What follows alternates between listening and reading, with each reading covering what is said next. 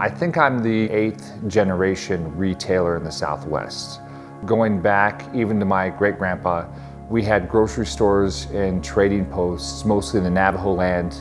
And back then, trading posts were actually trading posts. So the Navajo or Zuni would come in, they'd have rugs, they'd have blankets, they literally would trade them for goods or weaponry or whatnot. My grandfather, Max, and my father, Armand, started a trading post. That was Indian Trails. I think the family's rare now that remembers what great-grandpa did for the family. So it gets nostalgic for me. It's kind of a fading Americana.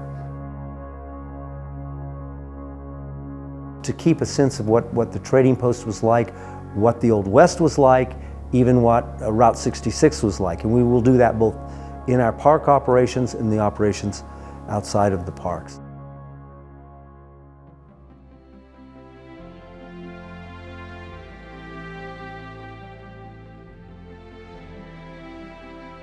We average something like a 40 or 50% increase in sales and visitor satisfaction within a year of taking over locations.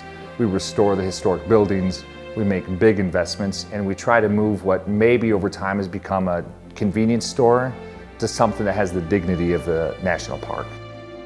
People are traveling more and more, and that's all wonderful. It is wonderful to go to Paris and Machu Picchu, but I would suggest that even better than that is going to Yosemite or the Grand Canyon or Colossal Cave or Muir Woods or Hawaii volcanoes. There is nothing like the national parks, and sometimes it's just down the road.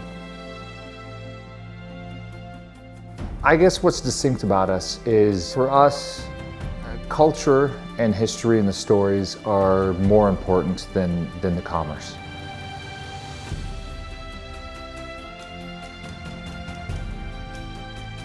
We spend a great deal of money restoring the historic buildings because there's something that should stand for another 100 years. For us, we're about culture, we're about the stories, we're a storytelling family.